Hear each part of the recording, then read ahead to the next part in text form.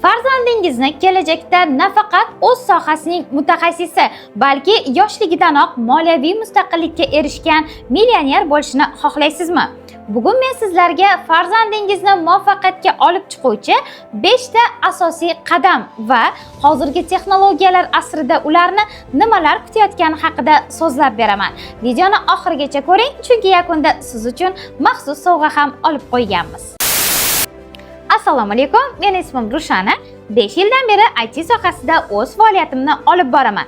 4 yildan beri esa IT bo'yicha bolalarga turli xil yo'nalishlari bo'yicha dars berib kelayotgan tajribali pedagog va dasturchiman. Shu vaqt ichida 100 dan ortiq bolalarga dasturlash va raqamli texnologiyalar sirlarini o'rgatdim. Nima uchun aynan menga ishonishingiz mumkin? Chunki bizning metodikamiz shunchaki nazariy emas, balki xalqaro standartlarga asoslangan va bolalarning psixologik rivojlanishiga moslashtirilgan. Biz bolalarga shunchaki kod yozishni emas, balki mantiqiy fikrlash va muammolarga yechim topishni o'rgatamiz. Dunyodagi eng yosh milliarderlarning deyarli barchasi o'z yo'lini 10-12 yoshida oddiy kompyuter o'yinlarini yaratishdan boshlaganini bilarmidingiz? Steve Jobs yoki Bill Gates bo'lish uchun daho bo'lish shart emas. Shunchaki to'g'ri vaqtda to'g'ri sohani boshlash kifoya. Bugun men sizlarga farzandingizni 18 yoshga kirmasdanoq muvaffaqiyatga olib boruvchi IT lift haqida gapirib beraman. Bolalik bu miya ma'lumotlarni eng tez qabul qiladigan davr. Axir aytishadi-ku, yoshlikdan olingan bilim toshga o'yilgan naqshdir. Bundan tashqari IT bu faqatgina kompyuter emas, balki kelajak tili hamdir. Ko'p ota-onalar farzandimni maktabda o'zi darslari shundoq ham ko'p, IT ga bersam maktab darslari qolib ketmaydimi deb xavotirga tushadi. Lekin aksincha, dasturlash bu maktab fanlarini amaliyotda tushunish uchun eng zo'r laboratoriyadir. Dasturlash orqali bola murakkab masalalarni bo'laklarga bo'lishni o'rgatadi. Dasturlash bu mantiqiy zanjir qurish demakdir.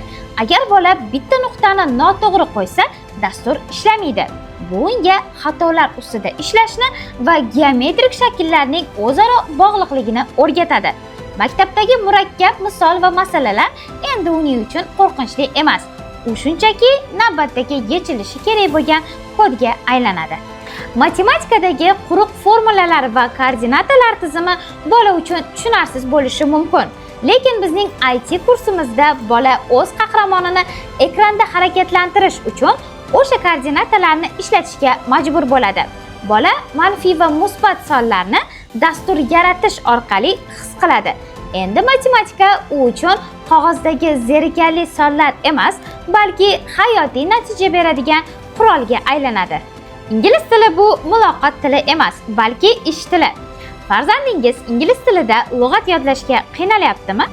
Dasturlashda esa barcha terminlar ingliz tilida.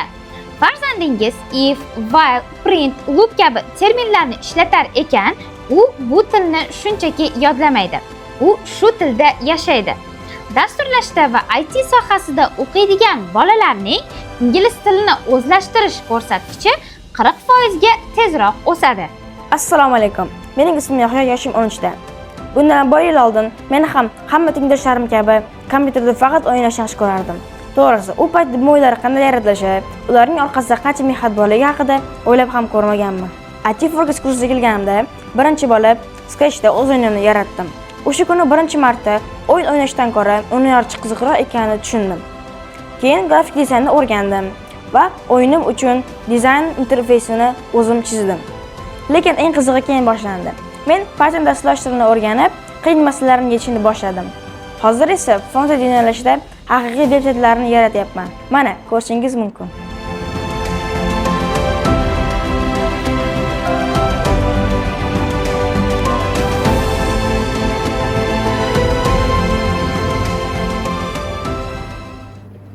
Faqat virtual dunyoda emas, balki real hayotda ham natijalarim bor.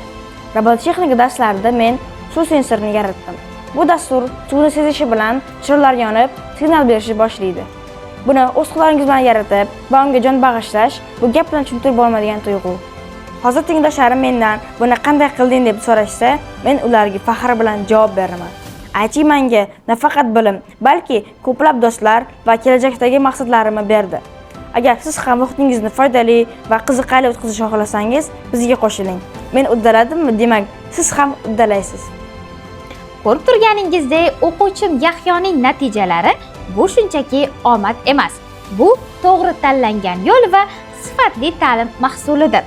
Siz ham farzandingizni xuddi shunday natijaga erishishini va kelajakda eng talabgir mutaxassis bo'lishini xohlaysizmi? Bilasizmi, hozir maktab o'quvchilarining 65% kelajakda hali dunyoda mavjud bo'lmagan kasblarda ishlaydi. Hozir farzandingiz o'rganayotgan narsalarning yarmi u maktabni bitirguncha eskirib bo'lishi mumkin.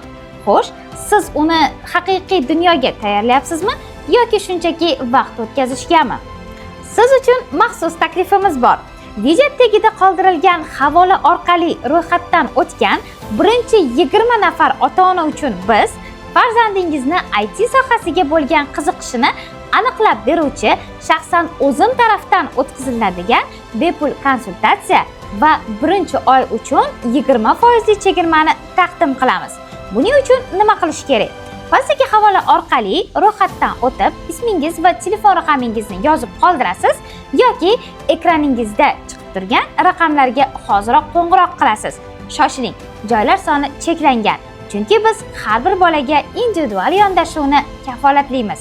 Farzandingizni bugungi bo'sh vaqti uning ertangi muvaffaqiyatli kelajak poydevoridir. Uni boy bermang. Hoziroq ro'yxatdan o'ting, biz esa siz bilan o'zimiz aloqaga chiqamiz.